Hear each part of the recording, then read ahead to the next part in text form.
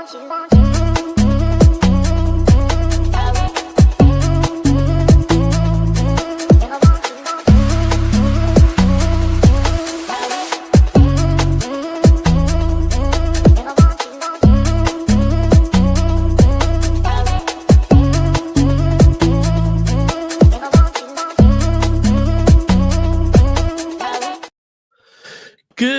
morning and welcome back to We Are the South Stand. I feel like I'm doing this every week at the moment, so I'm sorry for being sorry, but I am sorry that the content has been sparse at times. I am battling what most women call man flu and what most men just call flu. I think it's the same thing. It's just a way to make us feel a bit inferior. Mate, you wallow in it. It's a killer. It's a killer to go through man flu. Yeah. No. But what I'm saying is it's flu. It's not man flu, right? It's the same fucking flu that women have, right? They just call it man flu. It's like their way. They call it man flu to make it sound a bit weaker. You know, It's medically proven that flu affects men more than it does women. Just saying. You can go Google that. It's true. And someone is saying you got to remove Martin from the thumbnail daps. Clickbait. We are literally 3 minutes 51 into the show. Anyone that knows Martin knows that Martin never turns up on time. Martin, and just so you know, Martin wasn't due to be on the show. Martin, because he's not free later, has messaged me and asked to be on the show. So I don't need to remove Martin. And just to caveat his middle name is Late. Yeah, and just to caveat here as well, in case he doesn't turn up. If he doesn't turn up, it's not my fault. He told me he was coming. So, anyway, a Manchester City show where I hopefully can feel a bit more normal, because the only shows I've done recently have been rival shows. And if I try and have an opinion on Arsenal or Liverpool, all I have heard is, one win against Burnley, and all of a sudden you want to pipe up. Coming from an Arsenal fan that we drew with last week is mental. But I am going to start off with a rant about other fans, because to be frank with you, it's pissing me off. Liverpool fans talking to me like they know what it takes to retain a trophy is wild, because they've never done it, right? Liverpool fans to talk to me in such a degrading way, when we had, I think everyone, including all the comments, we can all agree Manchester City last season had a really bad season. We finished third, by the way. Can someone tell me how many bad seasons Liverpool have had in the last 5 years? And when we talk bad seasons, what sort of, correct me if I'm wrong, like not finishing in Champions League places form, right? But again, they want to speak to me. So I've got Liverpool fans doing that, which I just think, I get it right now, but chill out. But then I have this happen with an Arsenal fan, right? Firstly, we have Arteta all last week being very confusing. Like he's convincing Arsenal fans that he should be commended for getting a draw against... by the way, this is an Arsenal team that I will admit look better than last season, and I definitely think will be in a title race. So I've got nothing but respect for the Arsenal team. However, there's levels to the amount of respect, and Arteta is asking for... Arteta's claiming that presidents and of countries have rang him to fucking say congratulations on a 90th minute winner against... a 90th minute equaliser against Manchester City at home, right? And then, just so you lot know, and we'll go into this in a little while, this weekend, I have decided, and I'm put it in the title, Manchester City are in a title race this season, right? I'm not saying we're winning it, but we are definitely good enough to be in a title race this season. Now, this is what an Arsenal fan said to me on Sunday night. Yeah. I've gone to Old Trafford, I've gone to Anfield, and I've gone to St. James's Park. I've taken 6 from 9. Those are the hardest places for me as an Arsenal fan to go to. The Etihad will be this season. No. Etihad's not, it's not like... It will be this season, but it will be this season again. Hold on, Hoops. Will it? Hold on, Hoops. Just because last season it wasn't, and you managed to get a draw there, you can't... no, Hoops, you got a draw there last season. Yeah, a draw, right? Before that, it will. It will. Oh, it will, Daps. Well, hold on. To be fair, we just drew at your gaff, so yeah, it definitely will. So one win at their ground against a very bad City. And now I'm the one that's being questioned for ever thinking that Man City might beat Arsenal at the Etihad. And the arrogance of some fan bases is just mental, absolutely mental. It's not just the fans; it's the pundits as well. They're going on as if Liverpool and Arsenal are far above anybody else. Hence, yeah, they are at the moment. Gary fucking Neville from Bury. But we expect that from Neville, don't we? Yeah, he should fuck off back to Bury and Tottington and wherever he's I don't know where he lives now. He might actually still live in Bury, so he might not have far to go. He does. He used to live about 1,000 meters from me in my old house. So, like, what, in Bury? Yeah, in Bury. Yeah, I had a cottage.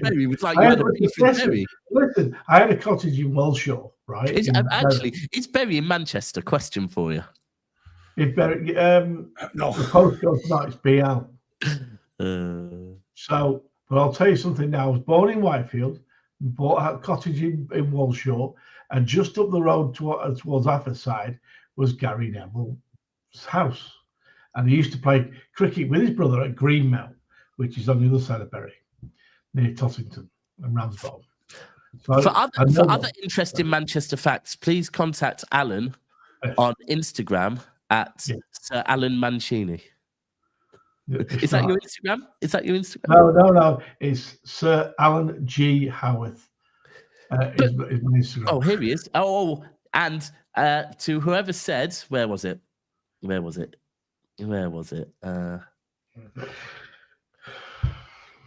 Well, whoever said that I need to remove the big man.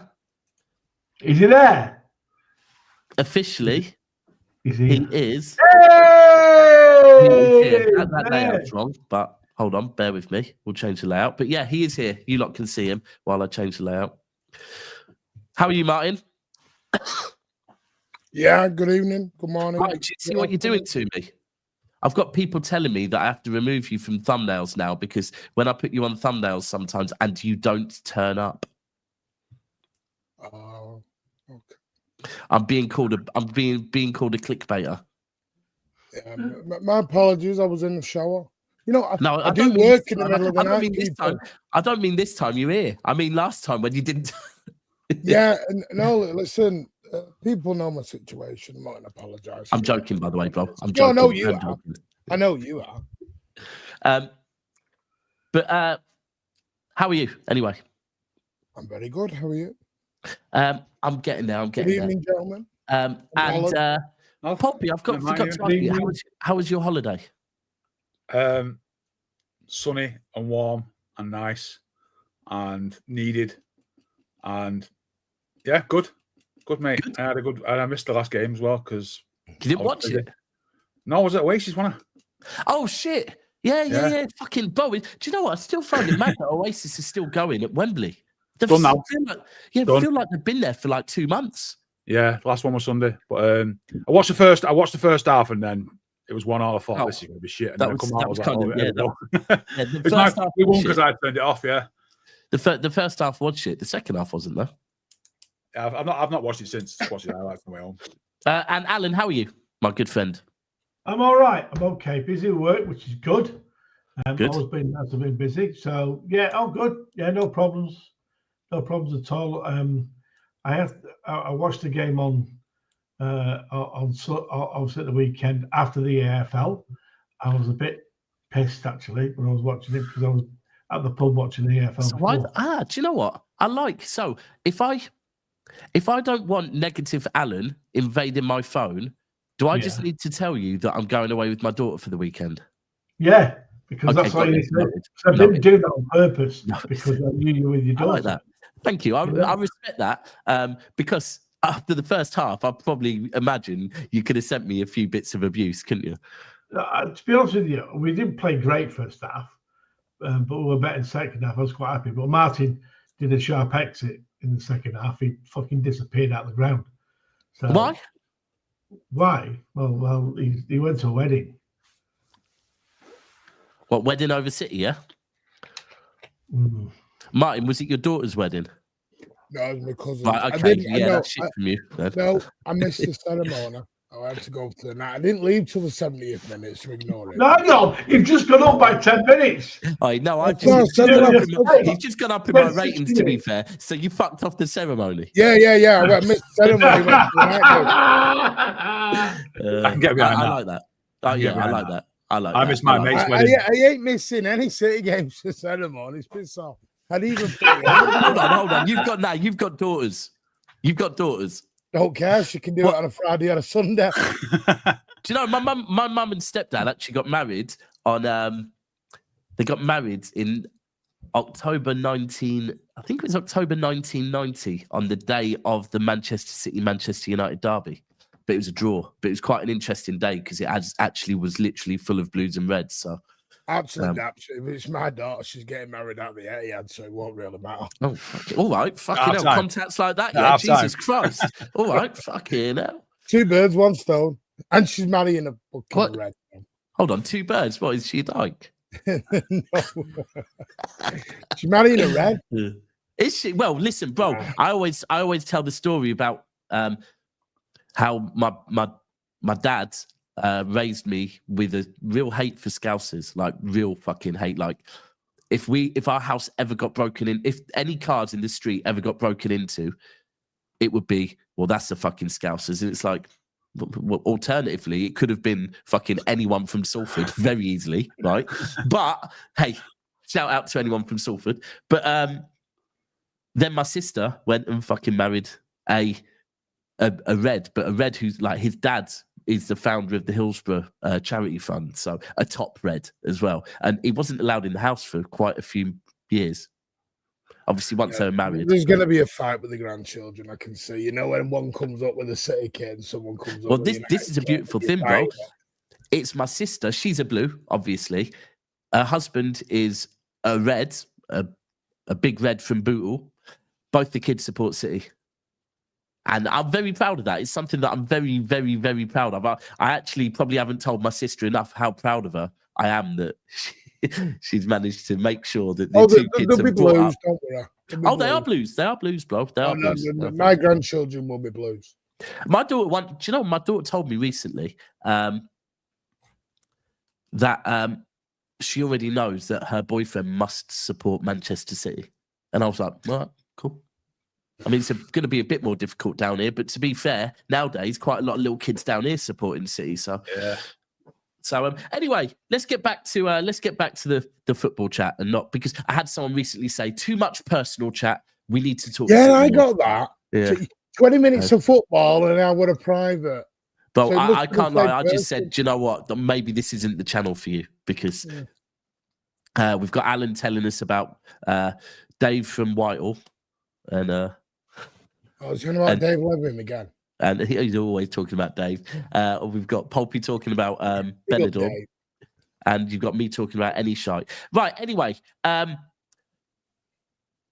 me, a player that I think I want to focus on from that Burnley game was Nico Gonzalez, right? Because how are you guys feeling about this Rodri shit, by the way? What about him being injured again? Are you a bit nervous? He's training this morning. Has he trained this? We need to come out of this. He's injured. No. To be fair, Pep came out and said, "No, Martin, we don't need to come out of it." If Pep is in a press conference saying, no, saying he's got pain in the knee that he previously had. Right. Sorry, I'm doing what I normally do. For us to be a little bit worried. But is this breaking news? Is he in training today? Yeah. Quality. See, sorry, I haven't seen that because I'm nervous as fuck, and that's why I don't know if it's training because he came out. He was first out, so whether he's first out having a fitness test on his own and he's involved, that's what we don't know at the moment. Cherki's training as well. Kushinov, Mamouche, and who's the other one? Ain't Nori are all absent still. Yeah, cool. Sorry, I'm just checking the time. If you're a normal person, you understand that coming back from an ACL is 12 months before you're anywhere near where you're at. It's literally been 12 months, and he's played half a dozen games since he's been back. Yeah, here and there. and he's looked all right. We know he can do 65, 70 minutes, and he's gonna take some time to get back to it. He might have niggles. It's one of those injuries that you either come back from or you don't, and he's going to come back from it. He has done, and I just think if it means that he plays 3 out of 5 games until Christmas, then so be it. Do you know what it's for me? I broke my wrist 12 years ago, and I still get pain in my wrist now and again. Yeah, I think it just When do you get pains in your wrist, Martin? Excuse me, I've got a partner. Thank you very much. I don't need that. gets it in both wrists, Daps.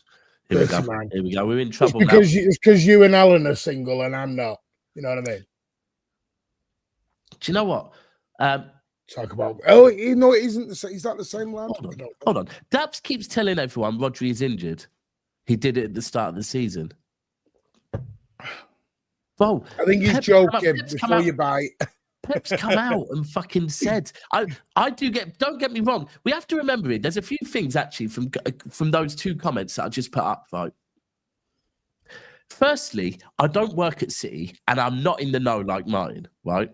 So anything I say is me acting as a fan, right? So if I get nervous and they're going, oh, fuck, I'm nervous that Rodri's injured, yeah, then that's me literally just telling you how I feel. And secondly, people saying, oh, you need to talk about football more. Honestly, these shows will go left, they will go right, and that's just the way I fucking am. Unfortunately. We're all friends on these shows. We chat, we get on.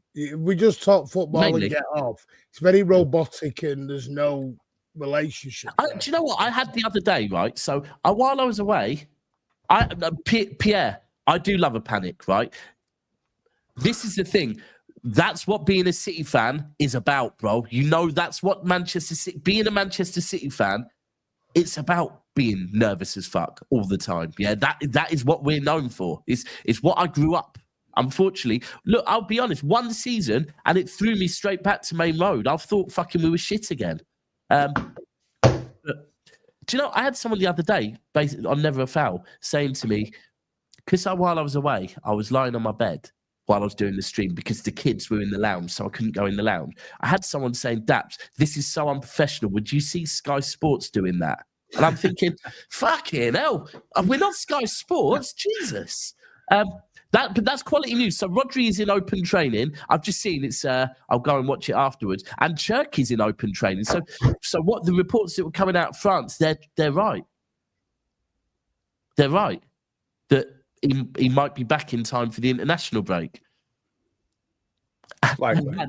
And you know, I'm pretty certain it's going to be either today or tomorrow that the international squads are announced. Right? Mm-hmm. Thursday, is it? Is it Thursday after Champions League games? I'd love it if we did the old foot players start to pull out and stuff like. Well, like we need that. We need like we did the last one. We need players just to say, you know what, the focus is City right now. Just I'm not up to it. Let me just go back to the club and then. I think because this is the thing, right? Where we are at the moment with the players we've got that are still. You know, obviously, we've still got the likes of Rodri that is not back at 100%. I think we're probably saying most of the players that have come back are starting to hit, you know, that Foden looks fine. Vardy looks fine. But after the international break, our squad is potentially going to almost be fully fit, right? We're going to have Kovacic back, very important. We're going to have Ait-Nouri back. For me, Ait-Nouri's going to have a fight on his hands, but we're going to have Ait-Nouri back. And then we're going to have Cherki and Marmoush, which for me, off the bench, that's very important. And for Haaland's fitness, Marmoush being there is going to be very important. But that's all out the window if we go off to fucking international duty in a couple of plays. Like, what do we think on Foden? Do we think Foden gets call up? No. I think he has to. He's on fire. I think he should. He will get a call up. If he doesn't, and then you're getting John Henderson in that squad, then I'm just going to wash my hands of England and say, fuck off until the summer. I'll see you. Well, one of them's a fucking, what's it called, isn't it? One of them's a friendly, then the second one's a qualifier. But I'm intrigued about the Foden one because Mad Weki's injured, isn't he? Yeah. Saka's just come back. Grealish, I mean, for me, I'm being selfish here. I really want a Grealish call-up over a Foden call-up. Right? Like, firstly, because I want Grealish to be in that team, but secondly, I want Foden. Right, I'm interested to see where Foden's head is with it. Right, I'm interested because Foden came out in a. Yeah, I'm really congested, bro. Foden came out in the summer and asked to not be picked, right? Because he said he needed to concentrate on getting his form back and getting his head in the right place. Does Foden want to? Because for me, if he goes to England and England don't play the best of football, what does that do if he starts for England? England play typical English football. Foden doesn't look as good as he's been looking for City. What does that do to his confidence? Like, I don't know. If I was Foden, I don't know if I'd want a call up yet. I mean, I'm not Foden. I mean, to be fair though, England are pretty depleted, right? Bellingham's injured. Saka's not fit. Madueke's out. Who else? I mean, we have to rely on Rashford. That's going to be a painful thing to witness. There isn't much tonight. Actually, against PSG, has anyone been watching him? How's he been doing? Well, he was absolutely shit against Newcastle, wasn't he? But he scored 2 goals. Scored a banger. He turned up late for the next game. So it's like, he's just, I don't know. I'm sick of hearing about him, to be fair. But on Foden, I think this is to get his international career back on some sort of level. Now's the time because there's gaps in that squad. Yeah, there are. There is gaps in that squad where he will walk in and just put a marker down. Yeah, because even if you look at what's the Newcastle winger? Not Harvey Barnes, the other one. He's on the left. Anthony Gordon. Anthony Gordon, for me, is not looking the same as he did last season at the moment. You're right, Noni's out. Saka is only just coming back. Bellingham's back.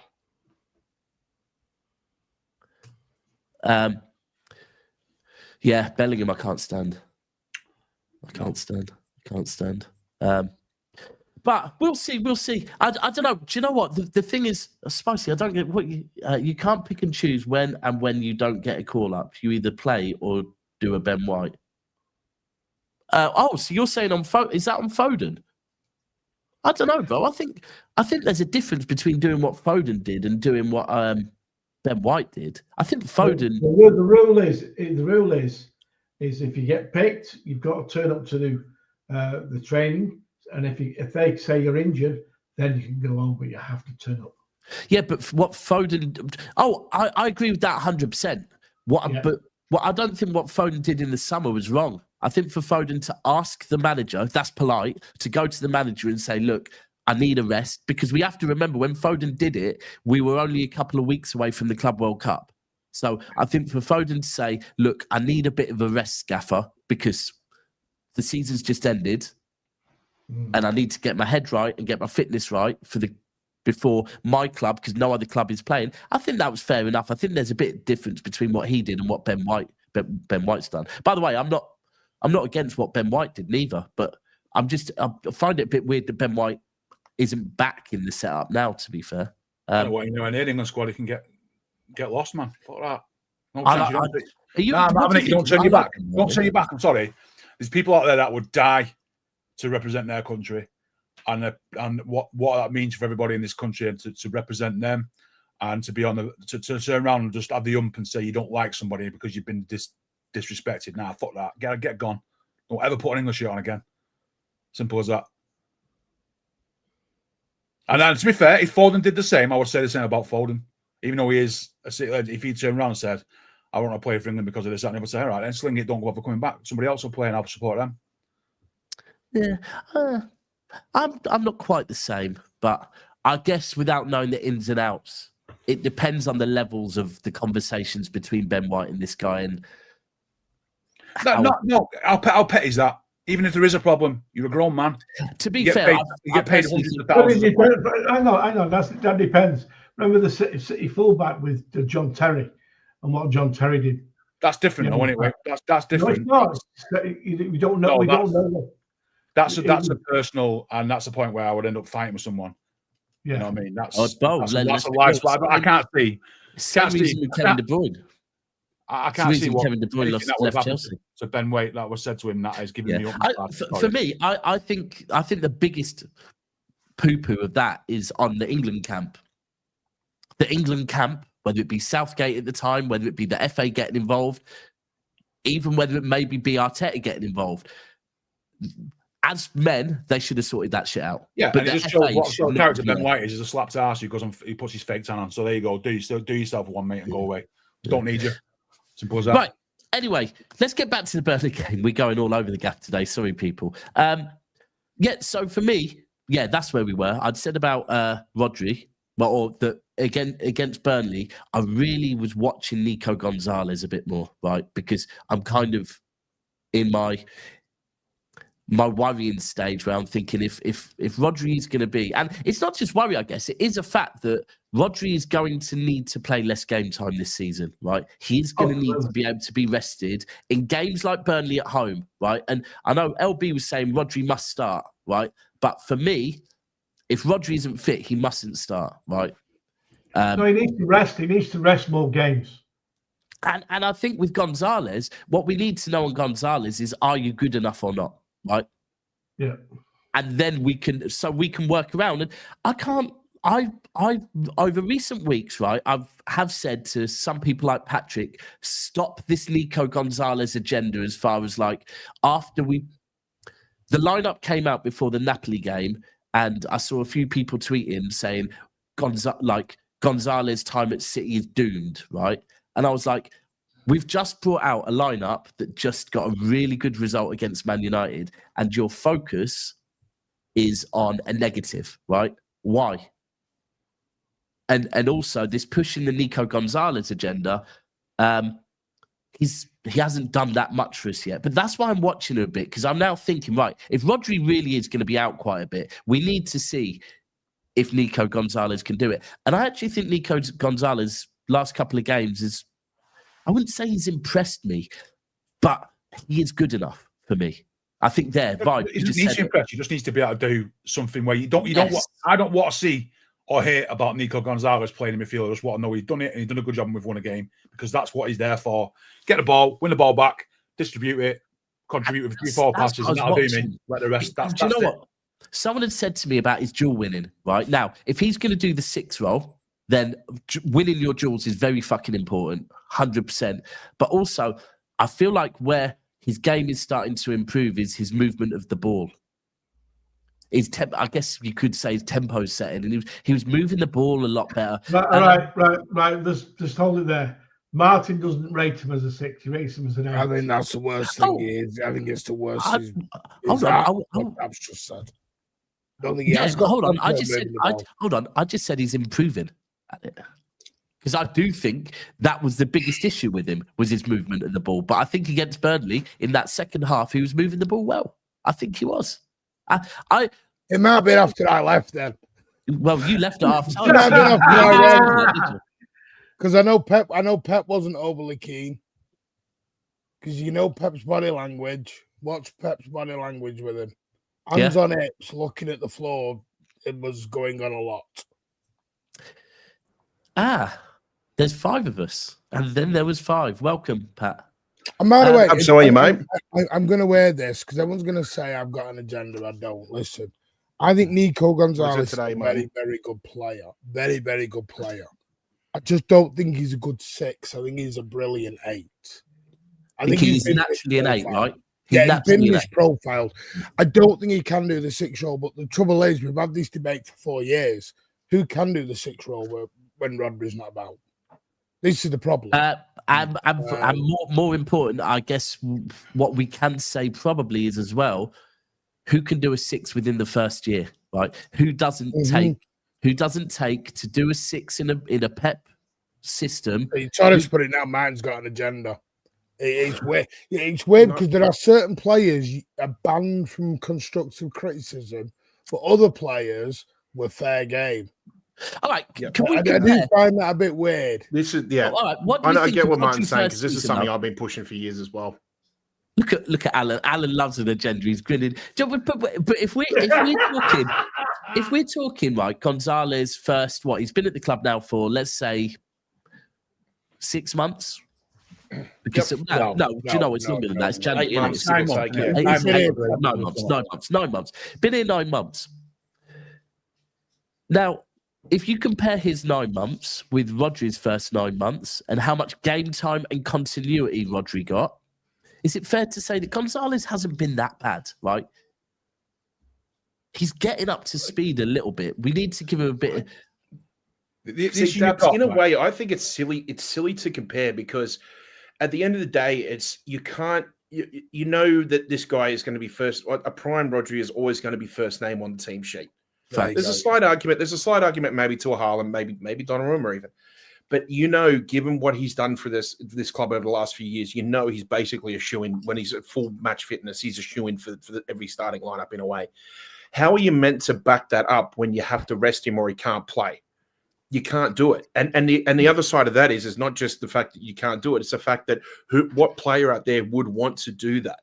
And I think if you're going to do that, you need to find a balance between a player that can play that role as a plan B, but at the same time too, you've got to find game time for him as well. And the way you do that is by making the players versatile. That's why we were in for Bruno G for so long, because technically he's an 8, can do a 6 role. Yeah. That's why we got Nico G. He's an 8, theoretically can do a 6 role. That's what you need. That's what you need to do. At the end of the day, you need to have an 8 who has some sort of versatility in a way that can do the 6 role. And the problem is, I think people are putting pressure on Nico G or whoever it is to do the Rodri role as if they're just going to pick up the baton and just run with it, basically. You can't do that. You have to find a plan B, whether that's having a double pivot or having a recovering midfielder such as like a Bernardo who can cover excessive ground, and that's how you basically play your game as well. Yeah. You have to accept that. You have to accept that Rodri alone, Rodri not being in the team, is a plan B in itself. Never mind a different lineup, whether it be a cup match or whether it be suspensions or massive amount of injuries. Yeah. He alone is in a way is like a second-rate team. I do think that probably, I would imagine Swansea, we might see a Gonzalez Kovacic pivot potentially. Yeah. I think that's part of the problem, Dap. Sorry, this is part of the problem. What is? I hate saying we've got Swansea. No, he'll play Swansea. I think this is part. Nico G doesn't want to play Swansea, does he? He wants. This is the problem. I can't lie. I think at the moment, I think Nico G, right? You've got to remember, bro, this guy is Spanish and he's younger than Rodri, yeah? This guy knows. He knows the pecking order, right? He hasn't joined Manchester City not knowing the pecking order. So why was he moaning in the summer? I actually got told it's personal issues off of your contacts. Yeah. But he was also a bit upset about not playing as well. There was issues. But that's fair. Think but that's fair. Not playing. What you just said is now you think he's being picky with what games he plays. I think he probably had a feel for him. He's a backup. He is a backup. But I think, come on, he can't have joined City thinking he was going to be anything but a backup. We've got Rodri. And he got signed when Rodri was injured, right? He can't have joined us thinking, I'm going there as fucking their main 8. I don't believe he joined us. I don't know, because that's... Are you telling me that it's... I don't know. See, that's what... We've said before, what I think when players sign for Manchester City, when most players sign for Manchester City, is they know that they are going to be part of a squad that is going to be trying its best to compete in every single competition. And so even if they are not a starter, they're still going to end the season probably featuring in 35 to 40 games, right? And Ortega's a prime example of that. He's come out before and said, people say I'm second keeper. I started this many games last season. I played in this many games last season. So how am I a second keeper? I think that's the thing at City. Now, with Gonzalez, I think what he does want is a run of games. I don't think he's probably bothered if in certain games he doesn't start, but I think he'd probably like starting the Champions League tonight. But I just can't believe he's joined City not knowing the pecking order. I think what we need to look forward to is finally seeing some games where Rodri and Nico G start together, because then that's when you'll see the real Nico G play. Yeah, maybe. Yeah, that's a good point. Yeah. And do you know what? Someone said the other day, I think it was LB that said about someone in the chat, before the Arsenal game, someone in the chat mentioned it, and LB said, I hear it, but do you really want to try out Rodri and Gonzalez pivot against Arsenal, like the first time you've seen them together. I think the other thing that is, someone just mentioned this, Cover coming back is obviously an interesting one for Gonzalez, because it then probably potentially moves him down in the pecking order. And then you got Cherki and all that coming back as well. Yeah. So it then goes into the 8 role or the wide. This is what I mean about there's a role and then there's a role. All right, so let's go the different way though. What if Rodri doesn't start tomorrow? Are any of you then worried? No, I know you won't be. I've accepted that we're now in that period of life after Rodri. Yeah. And every time Rodri plays now is a bonus for us, because it's going to come 2 years, 3 years where he's going to be written off as an what people do because they're all weird. But we're at that point now where De Bruyne was 2 years ago, where we know life's coming to the end of life after De Bruyne, life after Company, life after David Silva, life after Well. We're at that stage. We're in the twilight now, so you have to accept it. And we're never going to replace him, like we'll never replace De Bruyne. We didn't replace David Silva. We didn't replace Aguero. We never replaced Company. So it's like, I'm in that stage now where it is what it is. You know, we've had the very, very best out of Rodri. He will never get to them heights again. So we'll just enjoy that he's there and look forward to the next era, I guess, which is... I hear it. In 5 years, he's still here, but, you know, he's never going to be the Rodri of 2022. No. And that's where I guess I was watching Gonzalez thinking, right, we need Gonzalez to start, you know, like I said, winning of his duels is important. I like a 6 that can win their duels. I know there's different. Rodri wasn't necessarily so much that type, but I'm a big fan of Nigel de Jong. I think where our defence is at the moment, having a 6 in front of them is winning their duels is very important. But I don't know. I hear you on that one. I do hear you on that one. But Cover coming back's a big thing. Kovacic coming back is a big thing. Now, the other two for me that I think our season really could... Look, our season definitely is going to rest on Haaland, right? We've seen the form he's in. It's unstoppable. The fact... You know what? I found it funny on Saturday that all morning, all I heard was everyone saying that they'd put Haaland in their fantasy football team and they triple captained him, right? I don't do fantasy football, by the way, but it was quite amusing watching the game, thinking, all you fuckers must be going, really, really, fucking really? And then the guy pops up in the last, 5 minutes and scores 2. Yeah. What the hell's that noise all of a sudden? Can anyone else hear that? Old age, that, mate. Oh, no, it's me. Sorry. I had City's training on in the background and all I could hear was balls being kicked. So, but are we seeing City look so much better now because we've got Doku and Foden cooking? Because I think they're making a world of a difference for me. I personally think that the players are fitter now because they started the season when they weren't fit. That's all. I think that's made a difference. And they're in form. We've got players in form. Confidence. When we've had last year, most of the last year was basically just putting out walking wounded and playing. And now we've got players in form who, you know what? Let's be real. If Kovacic comes back and starts playing well, then Reinders is going to drop out of the team, and that's going to be down to form. And John Stones is going to England, so he's going to get injured again, isn't he? Let's be honest. But it's down to form. It's all down to form. Players are in form; they play. Confidence in football's a thing. Confidence in football is a big thing. It is. I think I agree with you on that.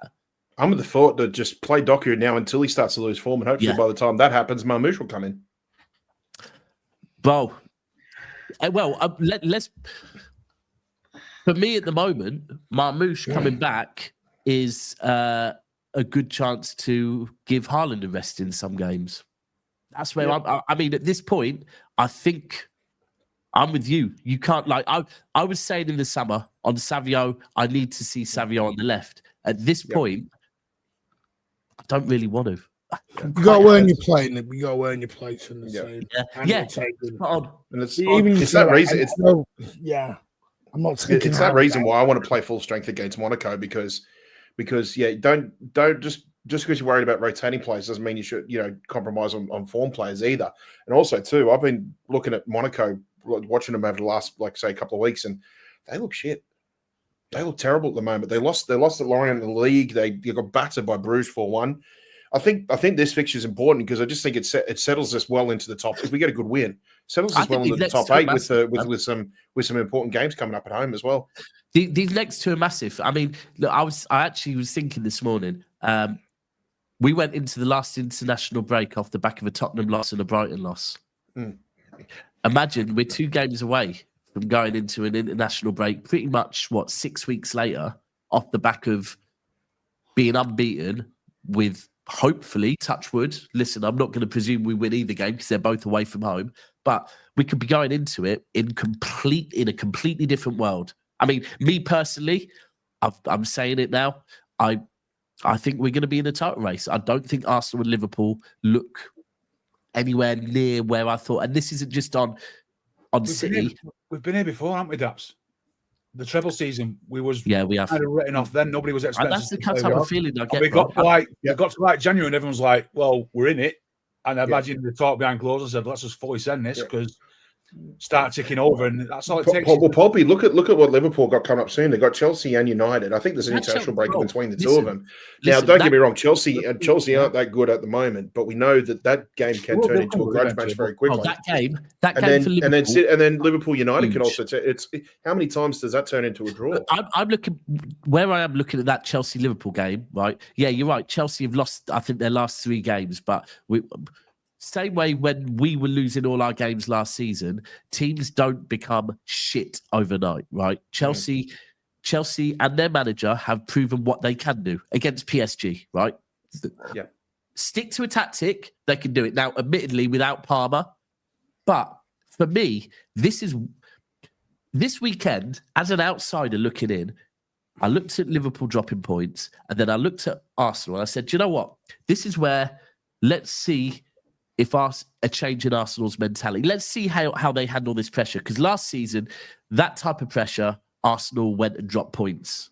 Right? I think there's a stat. Most times Liverpool dropped points before Arsenal played. Arsenal then went and dropped points. They never took advantage of it. Now, it's like the football gods said to Arsenal, I tell you what, we're going to give you one of your toughest games of the season, Newcastle away, and let's see how you take that pressure. And do you know what? Fair play to Arsenal for being 1-0 down. They came back and got the win. I've got to give them credit for doing that. Now, Liverpool, off the back of a very poor performances most of the season, underwhelming performances, I would say, and then a bad performance against Crystal Palace. This is a Liverpool team that have never won anything under pressure, in my opinion, right? There's pressure on Liverpool this season because it's will you retain, right? Now, this game right here is where I'm looking at it and going, this is not an easy game for you. This is ideally after a loss, they would like to be having probably Wolves away. Wolves at home or something like that. Yeah, Wolves at home, right? Chelsea away is not an easy game. And I just think this one is very interesting because at the moment, let's be honest, I thought Liverpool had strengthened in the summer. From what I've seen, they haven't. They've got worse. That defensively, they're looking all over the gaff. And going forward at the moment, it's just not clicking. So I talked with Jacob about this on a few LB's things about the decline will come in Salah and Van Dijk. It will come. You will see it. And they're aging and they've got their feet under the table now with new contracts and they won't have the work ethic that they had before. And if you see a 5-10% drop off in them, they will be no way near potent enough to win games and keep clean sheets. And you're seeing that. You're seeing that slowly. This season, Van Dijk, I'll be honest, this season so far, there's no sign of a drop off with Van Dijk. Van Dijk is the one player.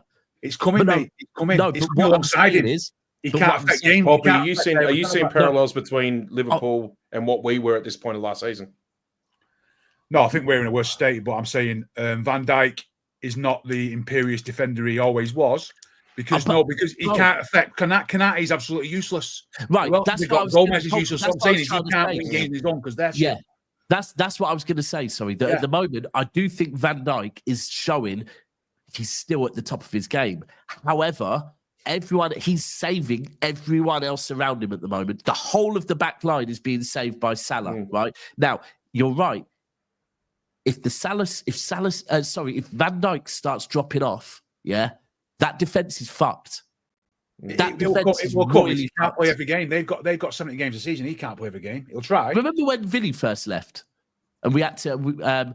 It wasn't even when Vinny first left. I think it was when Vinny was still at the ground. Yeah, when Vinny was still at the club, but he was always injured, and we had that period before we got Laporte where we were just really fucking bad, and we had to. And then we brought Laporte in, and he steadied it up a bit. Are you talking about Centurion season? Because that was Otamendi and Stones, and we were brilliant that first half. No, I'm not meaning that. I'm pretty certain I'm meaning probably the season before we got before that. Yeah. Before Laporte was out at long-term injury. That was it. Thank you. Yeah. If Laporte, I think in that season, if Laporte had stayed fit the entire season, I still think we would have finished about 5 or 10 points. At the end of the day, anyway. I've said this. It is fans. I understand fans being a bit unsure about whether City are in a title race and being fearful of this, but Pep Guardiola is not here to build up somebody else's team, get his number one Donovan goalie in, get all the plays he wants, and then go, here you go, mate, hand it over.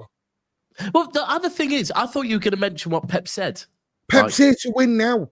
He thinks we're going to win the league this year, and we're going for the league. What Pep said on Thursday in his press conference, where he said, I know everyone thinks I'm mad for saying this, but I think we're going to have a really good season. Yeah.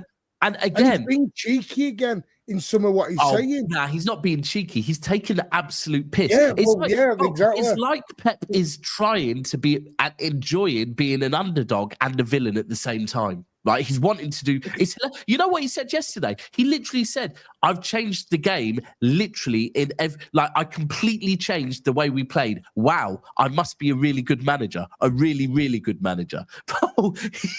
He knows that when he gets to February and City are sniffing around and hanging around, that the media will change like that, and they'll be all over him because the expectation will change.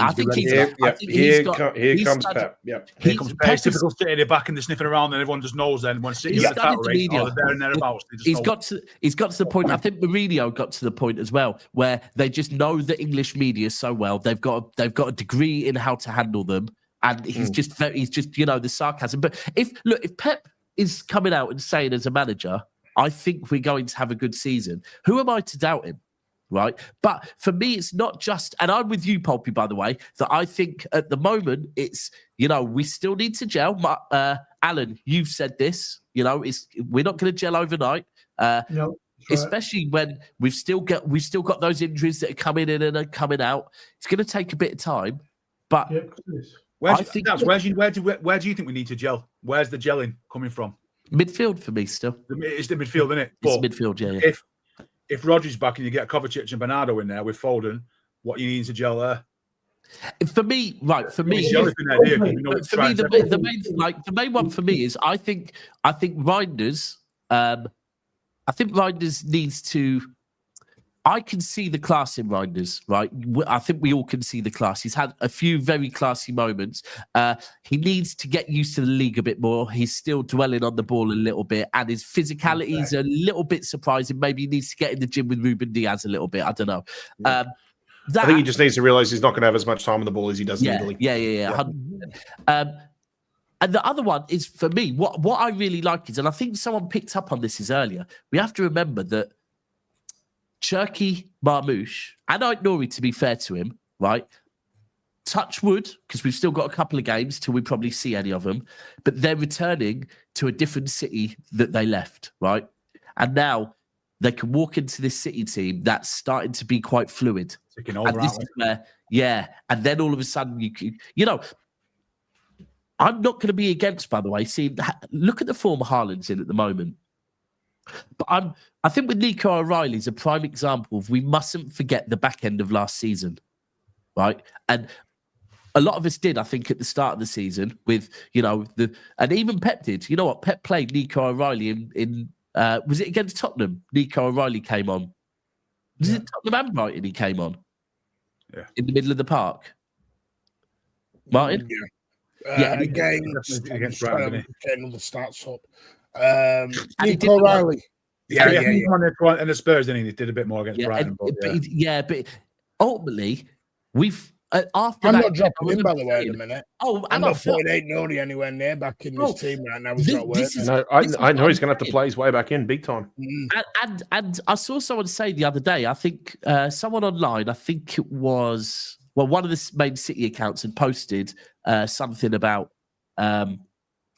O'Reilly, like, should O'Reilly now just focus on being a left back? And someone had put, no, he needs to be played in central midfield. And I thought, I don't know what world you're living in, because for me, it isn't the last couple of games. This is the last 6 months. Nico O'Reilly has been absolutely quality at left back.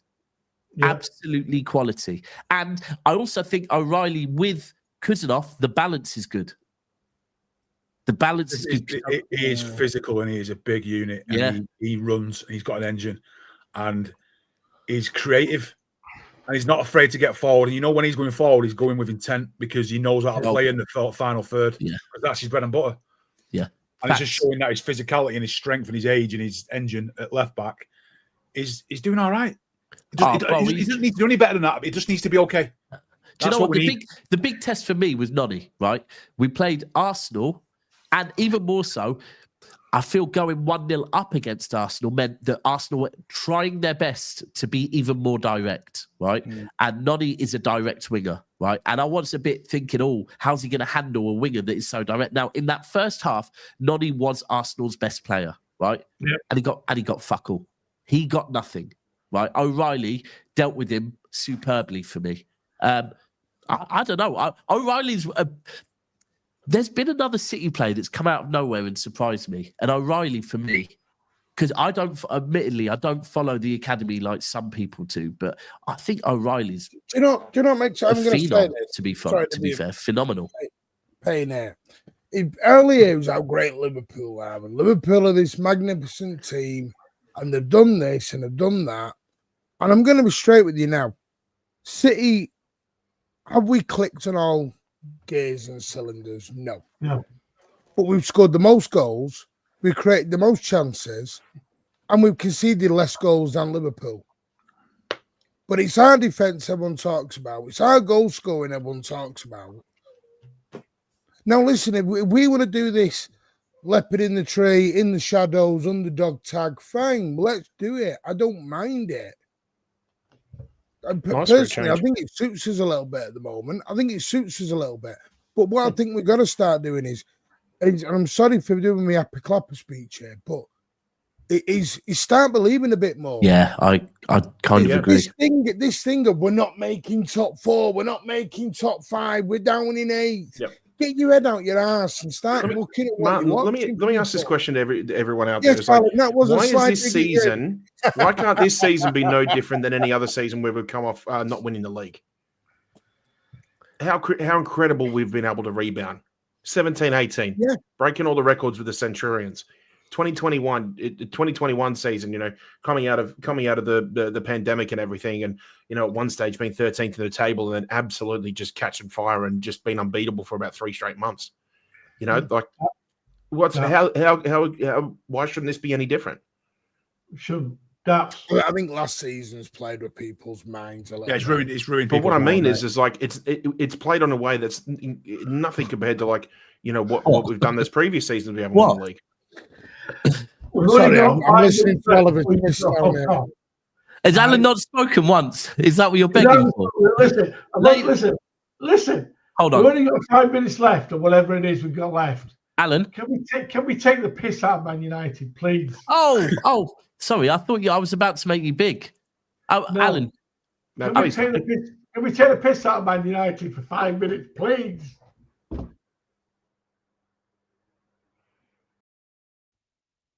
There it is. Can we please take the piss out of Man United for 5 minutes, please, and just enjoy ourselves? See, we are all here in the background, but Alan, over to you. What would you like to say, Alan? Alan? Come on, the floor is yours. Don't get too big. The first 20 minutes, Brentford should have been 6 up. 6 up. And let's talk about Harry Maguire and his marking for their first goal. Oh my God, it was hilarious. Well, Sounds like you enjoyed that game more than you enjoyed ours. Oh, mate, I enjoyed it. I'm kind of in a place. Where was his defending? I'm kind of in a place where, because we've got Brentford away, I want to be careful. I want to be careful. Okay. No, send it, mate. No. Brentford away has always been a grudge. No, fuck that. Do you know Brentford what away has always been a grudge. It's a grudge match. It's tough. It's tough. Well, mate, we don't. 20 minutes. It was hilarious. And let's talk about Man United's keeper. Oh my God. No. Do you know what we actually need to talk about? The fact that Man United bought a keeper and fucking their manager is not starting him. That's the mental one. What's going? Well, let's talk about the manager. People think we have a goalkeeping issue. Like, the managers. The manager. I mean, I hate to say it. Well, I don't. When Amorim came, actually, no, I love to say it. That's what I'm meaning. Go on. When Amorim came in, I actually thought, you know what, he might be a manager they've got that is the real deal. Alan, he's fucking shit. He's awful. I'm sorry. He's awful. Was it 3 p.m.? No, it was 12:30. United played. Right, okay then. Daps knows my question that's about to jump out my mouth. Why in the book are you getting up in the middle of the night to watch those rag twats? It was convenient for him because it kicked off at 9:30 on a Saturday before we played at midnight. Alan, get out and get a date. What are you doing watching them? Get out. Get a date. It was brilliant. Mate, I couldn't stop laughing. It was fucking brilliant. I was at a rave, and one of the guys in our group was a United fan, and I was just flashing my phone at him especially that first 20 minutes. We were laughing our asses off. It was brilliant. I because I was at Centre Park, so I was Is you watching United as well? No, I was swimming. But I'd done a show. So I did a show on Never a Foul with Ty, who's a United fan, who I run Never a Foul with, and he was using the usual. I think he said it for the last 3 weekends. No, he said it he said it before City and he said it before this weekend. I'm feeling very confident about this game. And I said to him, bro, by 1 p.m., I'd got a meme off of him, right? Holding his head, I didn't even look at the score because I just knew. Yeah. They're gaslighting themselves. You've got some of the fan base who are just like, I watch Saeed and stuff. He's bang on. Absolute shit, top to bottom, in your sort of fault. And you got the ones that are gaslighting, saying, just give me time, it's fine. I've got one to right. Give him all the time in the world. I've got one right next to me. But big up Saeed, because he's one of the rare ones that actually keeps it real. How come they're not putting lemons in? That's what I was going to say. That's what I was going to say. They've bought a keeper that, with all intents and purposes, they've bought because they want to be their number one keeper. I understand why he didn't start against City, right? Because he's a younger keeper than Donnarumma. Donnarumma is right. So I understand that, right? But 4 games in now, and he still hasn't seen any fucking. Because he's not good enough. He's absolutely probably not good enough. Why did they buy him? Because they're absolutely useless, and whatever they're doing over there, this buying tactics. Please let it carry on. Please don't sack him. Let him stay. Let him stay and do irreversible damage to that club. Let him get rid of all these players. Please let him sell Mainu. Let Mainu go now. Yeah, Bo. That would be. Do you know what? The United fans will have. If that happens, the United fans will have absolute fucking head loss, right? Absolute head loss. No, because they gaslight themselves into thinking that there's a project there. And all the projects he's put in place. I don't know. I think there'll be a massive divide amongst that fan base if Manu went to City, because there'll be the ones that obviously, how dare you go there, blah, blah, blah, but then the other ones will be like, no, we're pissed off he went to City, but like this guy his career needs to go somewhere else. Honestly, you need to let them implode. Please, honestly, right? Let them stay. Let Amorim carry on with it, because the deeper he gets into this slump, the harder it's going to be to get out. Because he's already sold. I can't lie. If they snapped him tomorrow, right? Who are they bringing in to manage? Let's say Nuno Espirito Santo or something like that. They're going to get in, because He's I going to don't know come if in any. and have to Can we work wait with him. till Monday morning for this before you all jump on there? Yeah, No, I'll bro, put that's it what I in. was saying. I was going to say the one. I need to wrap up in a minute, but one thing that I did find very amusing was I don't know if any of you have seen the clip of Amorim and Wilcox at the train station before. I think they were getting the train down to London, right? Laughing. Yeah, I would be as well. It was so cringy, right? Because there is no way what Wilcox said was that funny, right? And the way Amorim is fucking like literally Amorim's one stage away from getting on his back and rolling around on the floor, right? And you're just thinking, bro, this is all to keep your job, right? You are trying your absolute fucking best to stay on the side of these lot because, bro, and like I said, when they got him, I honestly thought, you know what? But do you know what? Mate, do you know what? They can't sack him till the 1st of November, otherwise they have to pay him more than £8 million. Is that what it is? Yes. 1st of November. 1st of November. If they try, if they We've find got a him, month for this. That's great. they have to pay out a massive Speaking of which, did anybody end up saying? Oh, so we got another month of him at least then. Yeah. Yeah. Speaking of which, and talking about International United break, managers, 2 did anybody weeks. see about all the fallout from Bayer Leverkusen with Ten Hag? That was crazy. I saw a post somewhere. I don't know if I saved it anywhere, but it was something along the lines of like he was basically trying to sign players that were only signed to his like sports agency.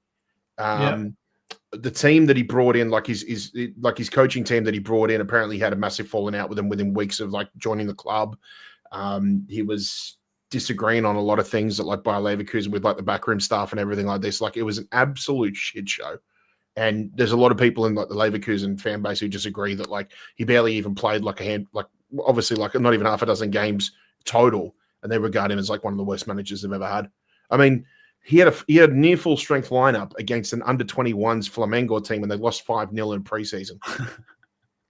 The Man United effect, man. I think that's the United effect, mate. Yeah, It's so funny. I think it leaves scars, mate. It leaves you traumatized. I can't lie. The United effect is a bizarre one. It's for me, it's the way players weird lead as and much what as happens it's hilarious. next. Yeah. I don't know, man. Yeah. Anyway, listen. We probably won't be back later. We might be back later. If there's any news, I will come back later. But Martin, I know you're busy, and Steve is currently over in Monaco sunning it up. He's taking 115 photos of car parks. Is he? Is that on his? Yesterday I was out for the count. I didn't see anything. So, but I don't know. I know that it looks very sunny there. For me, sent a picture in the group. Yeah, and no, but Briggsy's, they're all having. Oh, is Briggsy over there? Yeah, they're all having a whale of a time. So Hold stay on. at the casinos, though. Is Briggsy staying in Monaco? Well, I don't know. Well, I think everybody stays in France because France, like mainland France, is cheaper.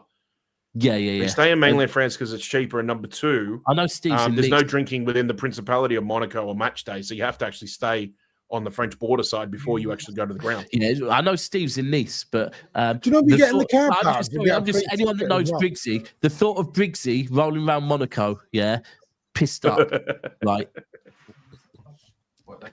Briggsy rolling into a casino, pissed up in a tuxedo, is probably one of the funniest images I can think of. But tuxedo and it's got to be a city shirt underneath. Shaken, not stirred, Bond. Exactly. Briggsy, the new Bond, is fucking. No, Briggsy will be shaken and stirred. But right, people, appreciate all of you being here. Thank you to all of you guys for being here with me as well. Hope Blues down under tomorrow. Yes, Blues down under. Yep, this time tomorrow what night. Time? 11. 11. Right, I'll go at 10 tomorrow. Jesus Christ, bastards! Or I won't go at all. For your information, Daps and Martin, the hour goes changes on the 5th, which is Sunday. It goes so we changed to 10 hours for a few weeks, and then it goes. Sorry, what? I have no idea what you just said. Well, I don't know. I don't know what you said. Because you know WhatsApp that one. Well, no, I don't actually. I don't know what you just said. The clock. There might be a few Aussies in the chat who forgot about it. The clocks are changing. Oh, right. Yeah, daylight savings. We move forward, and you guys move back at the end of the month. Yeah. Right. Okay. Yeah. At the end of October, that is. Yeah. In other words, the Mancunian way, this is where Rich takes a 6-month hiatus off the channel. Last thing, people, please smash the likes on the way out, and I am very happy to inform you all that in a month tomorrow, it will officially be Christmas.